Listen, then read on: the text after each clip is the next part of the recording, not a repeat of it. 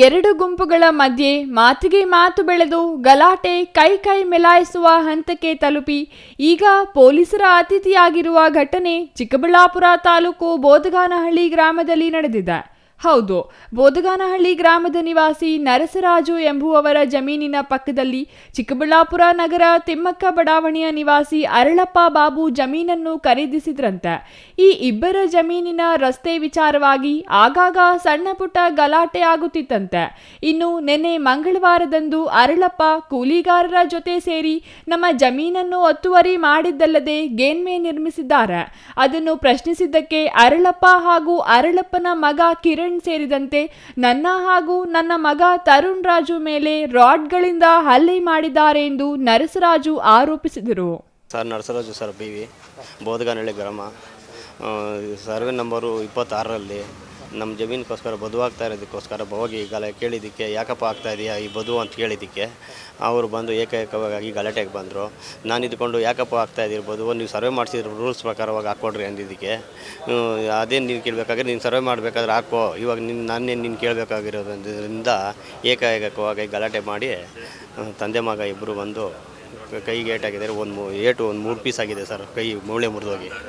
ಆ ಥರ ಹಾಸ್ಪಿಟ್ಲಲ್ಲಿ ಬಂದರೆ ಡಾಕ್ಟ್ರು ಎಲ್ಲ ಇದು ಸ್ಕ್ಯಾನಿಂಗ್ ಎಲ್ಲ ಮಾಡಿಸಿ ಮಾಡಿಸಿದ್ದಕ್ಕೆ ಇಲ್ಲಪ್ಪ ಇದು ಆಪ್ರೇಷನ್ ಮಾಡಬೇಕು, ಆಗಲ್ಲ ಆಪ್ರೇಷನ್ ಮಾಡಬೇಕು, ಇಲ್ಲ ಆಗಲ್ಲ, ಡಾಕ್ಟ್ರ್ ಇಲ್ಲ ಇಲ್ಲಿ, ಇಟೋರಿಗೆ ಹೋಗ್ಬೇಕು ಅಂತೇಳಿ ಹೇಳಿದ್ದಾರೆ ಸರ್. ಅದು ಸರ್ ನಮ್ಮ ನೋಡಿದ್ರು ರ್ಯಾಡಲ್ಲಿ ಸರ್ ಹೊಡೆದಿರೋದು ಸರ್. ನಮ್ಮ ಮಗಾಗಿ ಅವ್ರಿಗೆ ನಮಗೆ ಬಿಡ್ಸೋಕ್ಕೆ ಬಂದಿದ್ದಕ್ಕೆ ಅವ್ರಿಗೆ ದೊಣ್ಣೆಲ್ಲಿ ತೊಗೊಂಡಿದ್ದಾರೆ ಸರ್. ಅಷ್ಟೊತ್ತಿಗೆ ನಮಗೆ ಏನು ಹಿಂಗೆ ಹೊಡಿದೆ ಅಂದಿದ್ದಕ್ಕೆ ಅವ್ರು ದೊಣ್ಣೆಲ್ಲಿ ಹೊಡೆದಿದ್ದಾರೆ ಸರ್. ಅದು ಸರ್ ಅವರು ಮಗ ಸರ್, ಅವರು ಬಾಬು ಅನ್ನೋರು ಸರ್.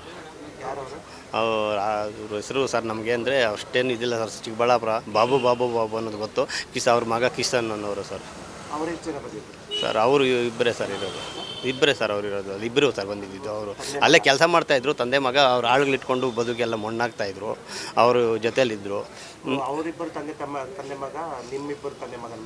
ಅಟ್ಯಾಚ್ ಮಾಡಿದ್ರು ಸರ್. ಅವರು ಇಲ್ಲ ಸರ್, ಅವ್ರದ್ದೇನಿಲ್ಲ ಸರ್. ಅವ್ರು ಟಚ್ಚೇ ಮಾಡಿಲ್ಲ ಸರ್. ಏನೂ ನಾವು ನ್ಯಾಯರೀತಿಯಾಗಿ ಕೇಳ್ತಾಯಿದ್ರು ಸರ್. ಅಲ್ಲ, ನಾವು ರಾಯ್ತಿರುವಾಗ ಕೇಳ್ತಾಯಿದ್ರು ಸರ್. ಸುಮಾರು 15-20 ದಿನದಿಂದ ಸರ್ ಅದು ದಾರಿ ಕೇಳ್ತಾ ಇದ್ದೆ. ನಾವು ದಾರಿ ಕೇಳ್ತಾ ಇದ್ದರೆ ಸರಿ ನೀವು ಮಣ್ಣು ನೋಡ್ಸ್ಕೊಂಡು ದಾರಿ ಮಾಡ್ಕೊಡ್ರಿ, ನೀವು ಮಣ್ಣು ನೋಡ್ಸ್ಕೊಂಡು ದಾರಿ ಮಾಡ್ಕೊಡ್ರಿ ಅಂತ ಹೇಳ್ತಾಯಿದ್ರು. ನಾವು ಒಂದು ಸರಿ ಆಲ್ರೆಡಿ ದಾರಿ ಒಂದು 13,000 ಖರ್ಚು ಮಾಡಿ ದಾರಿ ಮಾಡಿಸ್ಕೊಂಡಿದ್ದೆ ಸರ್. ಅದನ್ನು ದಾರಿ ಮಾಡಿಸ್ಕೊಂಡು ರೆಡಿ ಮಾಡಿ ಇಟ್ಕೊಂಡಿದ್ದೆ. ಸರಿ ಬಿಡಪ್ಪ ಅದರಲ್ಲಿ ಆಲ್ರೆಡಿ ಮಾಡ್ಕೊಳ್ಳೋಣ ಅಂತೇಳಿ ಓದ್ತಾಯಿದ್ರು ಸರ್. ಅದರಲ್ಲಿ ಮತ್ತೆ ಅವ್ರು ಬೆಳೆ ಇಡೋಕ್ಕೋಸ್ಕರ ಬಂದು ಏನು ಮಾಡಿದ್ದಾರೆ, ಅದು ದಾರಿ ಮುಚ್ಚಾಕಿದ್ದಾರೆ. ನಾವು ಕೇಳಿದ್ರೆ ಸರಪ್ಪ ನಿಂಗೆ ದಾರಿ ಬೇಕು ಅಂದರೆ ಹಳ್ಳ ಮುಚ್ಕೊಂಡು ಇದು ಮಾಡ್ಕೊಂಡ್ರು. ಈ ಪಂಚಾಯತಿ ಅವ್ರ ಕೆಳಗೆ ಹೋದ್ರಪ್ಪ ನೀವು ಹಳ್ಳ ಮುಚ್ಚಿದ್ರೆ ಏಪೇಟಾದರೆ ಹಳ್ಳಕ್ಕೂ ನಿಮಗೂ ಸಂಬಂಧ ಇಲ್ಲ ಅಂತ ಹೇಳಿದ್ರು. ಸರಿ ನಾವು ಬಿಡಪ್ಪ ಅಂತೇಳಿ ಅದನ್ನ ದಾರಿ ಬಗ್ಗೆ ನಾವು ದಾರಿ ಇಸ್ಕೋದಲ್ಲ ಸರ್ ಗಲಾಟೆ ಆಗಿರೋದು.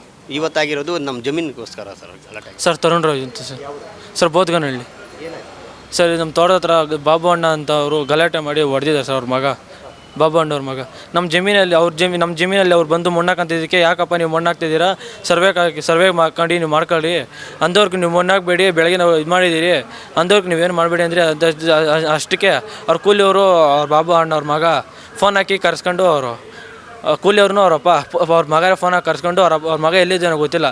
ಬರ್ತಾ ಇದ್ದಂಗೆ ಗಾಡಿಯಿಂದ ಬುಲೆಟಲ್ಲಿ ಬಂದರು. ಬುಲೆಟಿಂದ ಇಳಿದು ನಮ್ಮ ತೋಟದಲ್ಲಿ ಬಂದು ಇಳಿದು ನಮಗೆ ದೊಣ್ಣೆಲ್ಲಿ ಹೊಡೆದಿದ್ದಾರೆ, ನಮ್ಮ ತಂದೆಗೆ ರಾಡಲ್ಲಿ ಹೊಡೆದಿದ್ದಾರೆ ಸರ್. ನಮಗೆ ಏಟಾಗಿದೆ, ನಮ್ಮ ತಂದೆಯ ಕೈ ಮುರಿದೋಗಿದೆ ಸರ್. ಇವಾಗ ಯಾರು ಸರ್ ಇದಕ್ಕೆ? ಸುಮ್ಮನೆ ಯಾವಾಗೂ ಬರ್ತಾರೆ ಸರ್ ಅವರು. ಸರ್ ಇಲ್ಲ ಸರ್, ಚೆನ್ನಾಗಿದೆ ಸರ್. ಚೆನ್ನಾಗಿದೆ ಸರ್, ಹಂಗೇನಿಲ್ಲ ಸರ್. ಅವರು ನಾವು ಇವರು ಚೆನ್ನಾಗಿದ್ರು. ನಮ್ಮ ತಂದೆ ಮಾತಾಡ್ತಿದ್ರು, ಅವ್ರು ಹೇಳಿದ ಕೇಳ ನಮ್ಮ ತಂದೆ ನೋವು ಕೊಡ್ತಿದ್ರು ಸರ್. ಸರ್ ಏನಿಲ್ಲ ಸರ್. ಸರ್ ಏನು ಆಗಬೇಕಾಗಿರೋದಿಲ್ಲ ಸರ್. ಸುಮ್ಮನೆ ಸರ್ ನಮ್ಮ ತಂದೆ ಅವ್ರು ಹೇಳಿದ ಮಾತಂಗೆ ಅವ್ರು ಹೇಳ್ದಂಗೆ ನಮ್ಮ ತಂದೆ ಕೇಳ್ಕೊಳ್ತೀವಿ ಸರ್. ಇನ್ನೊಬ್ಬ ಅವ್ರು ಹೇಳ್ದಂಗೆ ಕೇಳ್ತಾರೆ ಅಂದ್ಬಿಟ್ಟು ನಮ್ಮ ಜಮೀನಲ್ಲಿ ಅವ್ರು ಬಂದರೆ ಸುಮ್ಮನೆ ಇರೋಕ್ಕಾಗುತ್ತೆ ಸರ್. ಇನ್ನೊಂದು ಕಡೆ ಅರಳಪ್ಪ ಬಾಬು ವಿರುದ್ಧದ ಆರೋಪಗಳನ್ನು ತಳ್ಳಿ ಹಾಕಿದ್ದಾರೆ. ಮುಂಚೆಯೇ ಜಮೀನಿನ ಸರ್ವೆ ಮಾಡಿಸಿ ಗಡಿಕಲ್ಲು ಹಾಕಿಸಿಕೊಂಡಿದ್ದು, ಅದೇ ಪ್ರಕಾರ ಗೇನ್ಮೆ ನಿರ್ಮಿಸಿದ್ದೇವೆ. ಪಕ್ಕದ ಜಮೀನಿನವರು ತಮ್ಮ ಗಮನಕ್ಕೆ ತರದೆ JCB ಮೂಲಕ ಹೆಚ್ಚುವರಿ ಗೇನ್ಮೆ ನಿರ್ಮಿಸಿದ್ದಾರೆ. ಇದನ್ನು ಪ್ರಶ್ನಿಸಿದಾಗ ಅವರೇ ಗಲಾಟೆ ಆರಂಭಿಸಿದ್ದು. ನನ್ನ ಮೇಲೆ ಹಾಗೂ ನನ್ನ ಮಗ ಕಿರಣ್ ಮೇಲೂ ಹಲ್ಲೆ ನಡೆದಿದೆ ಎಂದು ಅವರು ಪ್ರತಿಕ್ರಿಯಿಸಿದರು. ಇನ್ನು ಎರಡು ಗುಂಪುಗಳು ಬಡಿದಾಡಿಕೊಂಡು ಚಿಕ್ಕಬಳ್ಳಾಪುರ ಜಿಲ್ಲಾಸ್ಪತ್ರೆಯಲ್ಲಿ ಚಿಕಿತ್ಸೆ ಪಡೆದು ನಂತರ ಚಿಕ್ಕಬಳ್ಳಾಪುರ ಗ್ರಾಮಾಂತರ ಠಾಣೆ ಮೆಟ್ಟಿಲೇರಿದ್ದಾರೆ. ಅಲ್ಲಿ ನಮ್ಮ ಜಮೀನಲ್ಲಿ ಸರ್ವೆ ಮಾಡಿಸಿದ್ದೀವಿ. ಮುಂಚೆ ಸರ್ವೆ ಮಾಡಿಸಿದಾಗ ಸರ್ವೆ ಕಲ್ಲಿತ್ತು ಅಲ್ಲಿ. ಆವಾಗ ಇಷ್ಟಕ್ಕೆ ನಾವು ಬಸ್ ಮಾಡ್ಕೊಂಡಿದ್ದೀವಿ ಸರಿ ಅಂತ ಹೋದ್ವಿ. ನಾವಿಲ್ದಿದ್ದಾಗ ಹೋಗಿ JCB ತಗೊಂಡು ಗೆನ್ಮೆ ಎಲ್ಲ ಮೇಲಕ್ಕೆ ಹಾಕ್ಬಿಟ್ಟಿದ್ರು ಇವರು. ಮೇಲಕ್ಕೆ ಹಾಕಿದಾಗ ನಾನು ಕೇಳಿದೆ, ನಮ್ಮ ಹುಡುಗರು ಯಾರೋ JCB ಅವರು ಇದು ಮಾಡಿಬಿಟ್ಟಿದ್ದಾರೆ, ಮತ್ತೆ ನಾನು ಸರ್ ಮಾಡಿಕೊಡ್ತೀನಿ ಬಿಡು ಅಂತ ಇದ್ದ. ಸರಿ ನಾನು ಕೇಳಿ ನೋಡಿದೆ, ಸರ್ ಮಾಡಿಕೊಟ್ಟಿಲ್ಲ. ಮತ್ತೆ ನಾನು ನನ್ನ ಗೆನ್ಮೆನ ಸರ್ ಮಾಡ್ಕೊಂಡಿದ್ದೆ. ಅಷ್ಟರಲ್ಲೇ ಬಂದು ಇವರೇನೋ ಕಂಪ್ಲೇಂಟ್ ಕೊಟ್ಟಿದ್ರಂತೆ ಬೆಳಗ್ಗೆ. ಕಂಪ್ಲೇಂಟ್ ಕೊಟ್ಟಾಗ ಊರವರೆಲ್ಲ ಕೇಳಿಬಿಟ್ಟು ಬೆಳಗ್ಗೆ ನಾವೇ ಅಲ್ಲಿಗೆ ಬರ್ತಾಯಿದ್ವಿ ಸ್ಥಳಕ್ಕೆ, ನೀನು ಅಲ್ಲೇ ಇರಪ್ಪ ಅಂದಿದ್ರು. ಸರಿ ನಾನು ಇಲ್ಲೇ ಇರ್ತೀನಿ ಅಂತೇಳಿ ಊಟ ಅಲ್ಲಿಗೆ ತರಿಸ್ಕೊಂಡು ನಾನು ಊಟ ಮಾಡ್ತಾಯಿದ್ದೆ. ಯಾರೂ ಬರಲಿಲ್ಲ ದೊಡ್ಡವರು, ಅವರು ಏಕಾಏಕಿ ಬಂದಿದ್ದೆ. ನಾನು ಊಟ ಮಾಡ್ತಾಯಿದ್ದರೆ ಬಂದುಬಿಟ್ಟಿದ್ದೆ. ನನಗೆ ಕೈ ಮಾಡಿದ್ರು, ಹೊಡೆದ್ಬಿಟ್ಟು ಅವಾಜ್ ಶಬ್ದಗಳಿಂದ ಬೈದು ಎಳೆದಾಡಿ ನೂಕ್ಲಾಡಿ ನನಗೆ ತುಂಬ ತೊಂದರೆ ಕೊಟ್ಟಿದ್ದಾರೆ ಅಲ್ಲಿ. ಅದನ್ನು ನನಗೆ ಅದೇ ಇದ್ರದ್ದೇ ಜಮೀನು ವಿಚಾರಕ್ಕೆ ಆಜು ಬಾಜುದಾರರು ಗೆನ್ಮೆ ಈ ಕಡೆ ಬರಬೇಕು, ಗೆನ್ಮೆ ಆ ಕಡೆ ಬರಬೇಕು ಅನ್ನೋ ವಿಚಾರಕ್ಕೆ ಗಲಾಟೆ ಆಗಿತ್ತು. ಅವರಿಬ್ಬರು ತಂದೆ ಮಗ ಇಬ್ಬರು ಬಂದರು, ಇಬ್ಬರು ಸೇರಿ ಹೊಡೆದ್ರು, ಸಿಕ್ಕಾಪಟ್ಟೆ ಬೈದರು, ಹೊಡೆದ್ರು, ಇದು ಮಾಡಿದ್ದಾರೆ.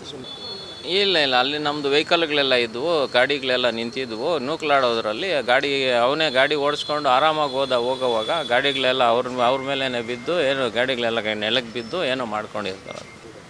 ಅದೇ ಫ್ರ್ಯಾಕ್ಚರ್ ಆಗಿದೆ ಅಂತ ಗೊತ್ತಾಯಿತು. ಅದು ತಪ್ಪು, ಅದು ತಪ್ಪು, ಅದು ತಪ್ಪು. ಅದು ಆ ಥರ ರಾಡಲ್ಲಿ ಹೊಡಿಯೋ ಅಂತ ಅಲ್ಲಿ ಏನೂ ಇರಲಿಲ್ಲ ಅಲ್ಲಿ. ನಾನು ಒಬ್ಬನೇ ಇದ್ದಿದ್ದು. ಲಾಸ್ಟಲ್ಲಿ ಅವರೆಲ್ಲ ಬಂದಿದ್ದು ಅಷ್ಟೇ.